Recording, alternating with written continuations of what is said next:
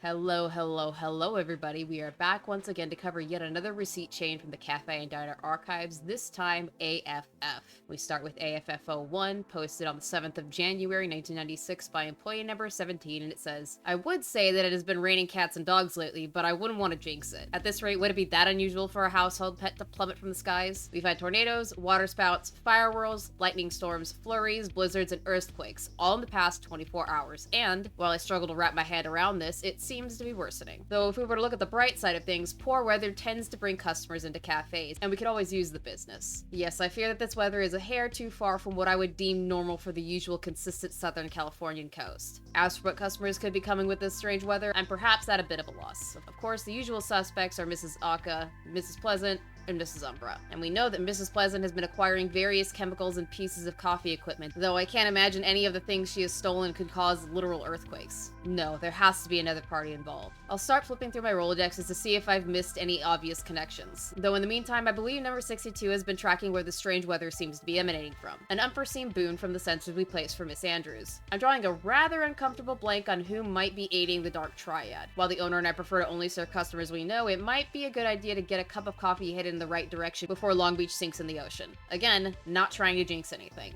Yeah, that does not sound very normal for Californian weather, and I would know. Next we have CAFF02, pass-coded obviously because it's a sea level. The password hint is F-6 in 2031. It's sci-fi trivia, 2 words. I'm not very good at this, so let's go ahead and get some clues. Any sci-fi novel set in 2031. What scale goes from F0 to F5? It's written by Bruce Sterling. Okay, so let's... Bruce Sterling, Tornado, 2031. Heavy weather. Okay, so let's see if that is what it's supposed to be. And it is.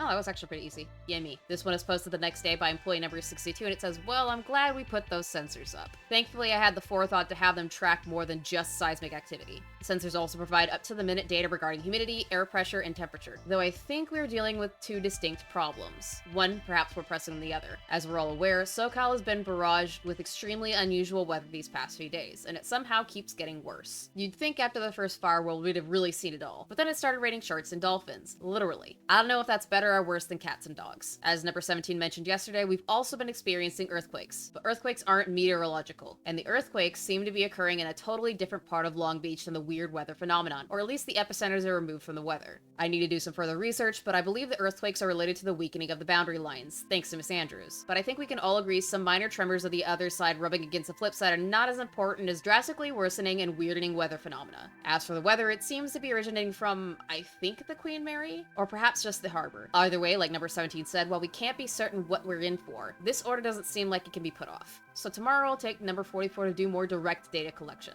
If we can, we'll try to put a stop to whatever customer is causing this, but right now we need to focus on getting better readings for the weather and the type of customer we're dealing with. Side note, what is the city doing with the sharks that are being pulled up from the ocean? At least the dolphins can breathe up here. Raining dolphins and sharks. That's extremely odd. Next we have CAFF03, the password hint is RMS dot. It can be found in CAFF02, it's 2 words, and I'm not sure what that means. What are the hints that we can get from the wiki page? RMS. Any occurrence of them in CAFF02. Queen Mary.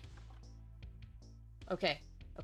We got it. This one was posted the day after the last one by employee number 44, and it says, number 62 and I were able to collect our data from the area around the Queen Mary, though we still aren't sure what is causing the strange weather. We collected some data on the weather and something number 62 referred to as a blood signature. Apparently, a blood signature is a sort of unique identifier for cryptids and demons from the other side. It's not actually blood, but a sort of particle that can be picked up by certain sensors. It'll take some time for number 62 to take the blood signature and run it through a CAD database to see if it matches up with any known customers. While number 62 is working on that, I can discuss a bit about the weather phenomenon and what it might mean. So the area around the Queen Mary was strangely calm, especially compared to the havoc that has been wrought elsewhere in Long Beach. I would compare it to the eye of the storm, and that might be exactly what it is. However, inside the Queen Mary, there seemed to be a very small but powerful anomalous pressure system that seemed to be in a consistent position. Number 62 and I believe whatever this is, it's the cause of this weather. We do know that whatever it is, it has to be some sort of customer, a cryptid, or demon. Otherwise, it wouldn't give off a blood signature. At least that's the impression I got. I'm guessing, based on the size, it might be a cryptid. The strange weather ball we detected was only 2 to 3 inches inches big. Most demons are at least a few feet tall, even at their smallest. But cryptids? Cryptids can be as small as germs. Until we know for sure, though, we don't want to rush in. An angry weather cryptid is one thing, but an angry weather demon is another. None of this sounds very good, I'm gonna be perfectly honest. Next, we have AFF04. It's posted on the 10th by employee number 44, and it says, Mr. Tormenta, that's our customer. Thankfully, this was a customer known to the cafe and diner, though we got a few issues we need to figure out. First off, it's a mister. Why would a mister want to order a cup of coffee from us during such strange and violent weather? Moreover, while we have Mr. Tormenta registered as a customer, he's never actually dined with the cafe and diner, and in general, he's a rather reclusive customer. He doesn't quite come in at 5 o'clock, but he also doesn't come in at 6 o'clock either. He's somewhere in between, perhaps around 5:30 or so we have little info on him. What we do know about Mr. Tormenta is that when he does visit the States, he often does so to help with weather forecasting. He particularly enjoys visiting during especially dry seasons in the winter or unbearably wet seasons in the summer. While he has been known to be a bit mischievous, in general, he has been known to help those who help the planet. I suppose you could say he's a fan of gore. Though he does spend a lot of time in the States, he tends to do so in secret, only visiting a few close and trusted family members. And that's kind of it. There's no reason Mr. Tormenta would be overly demanding of a cup of coffee unless Mr. Tormenta is being tormented. There's a strong possibility that Mr. Tormenta is being used somehow by Padre and his Dark Triad. That, or Padre Santos's recent proclamations of the evident end times in Long Beach, are purely opportunistic. Though it sure does play nicely into his little satanic panic, doesn't it? I believe we should return to Mr. Tormenta and see if we can't take his order properly. While he isn't a fan of lemons, he is, by most accounts, a conversationalist. Though we might need a Spanish translator. So looks like we're gonna meet Mr. Tormenta, and I do really like when we get to interact with the cryptids, so I'm very excited to see what the rest of this receipt chain is. I am breaking it into 2 because it's 8 total receipts, so we'll get to the end of this one in the next video. Until then, sweet nightmares.